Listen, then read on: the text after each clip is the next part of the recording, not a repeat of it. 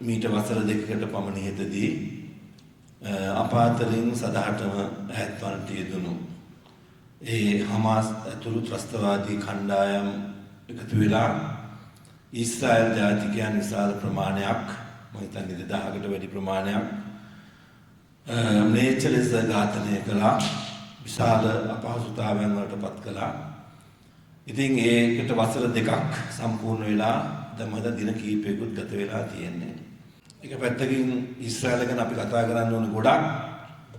අපි වසර දෙක සාපලත් යුද්ධයක බැට කාපු જાතියක්.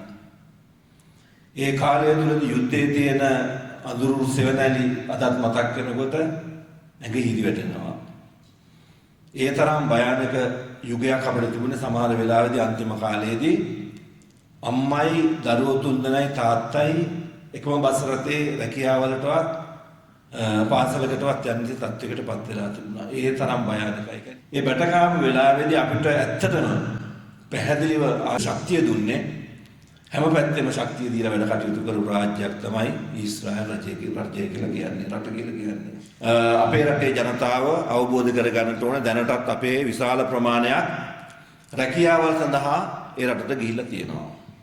ඒ ගියා විතරක් නෙමෙයි ඊශ්‍රායලයේ යුද්ධ තියෙන වෙලාවේදී ඔක්කොම ඒ ඊශ්‍රායලයේ හිටපු අය යුද්ධ පටන් ගන්නකොට ඊශ්‍රායල් වෙන වෙන රටවල් වලින් ආපු අය දාලා ගියාම ලංකාවේ අය තමයි ඒ රටේ රැඳිලා හිටියේ. අනුලා වීරසිංහ මහත්මිය.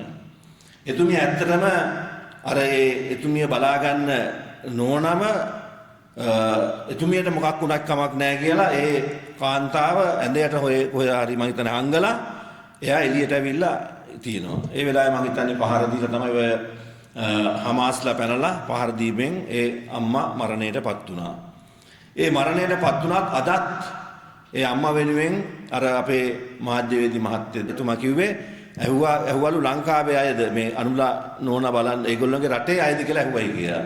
ඒ තරමට ඔවුන්ට හදවත දැනලා තියෙනවා. නිසා ඒ වගේ හොඳ හිතක් තියෙන හදවතක් දෙන්න පුළුවන් ජාතිකයෝ තමයි ඊශ්‍රායල් වැසියන් කියලා කියන්නේ. නිසා ඒ මිනිස්සු ඒ අය වෙනුවෙන් ඒ ජනතාව වෙනුවෙන් අපි අදත් හෙටත් අනාගතයත් ඒ අය වෙනුවෙන් ඉන්නවයි කියන කාරණාවත් මේ වෙලාවේ මතක් කරමින් අර මරණයටපත් වූ 2000කට වැඩි ප්‍රමාණයක් සාපේ ශ්‍රී ලාංකිකයන් කීප දෙනෙක් ඒ හැම දිනාටමත් අපි ප්‍රාර්ථනා කරන්නා උතුම් නිවන අවබෝධ වේවා.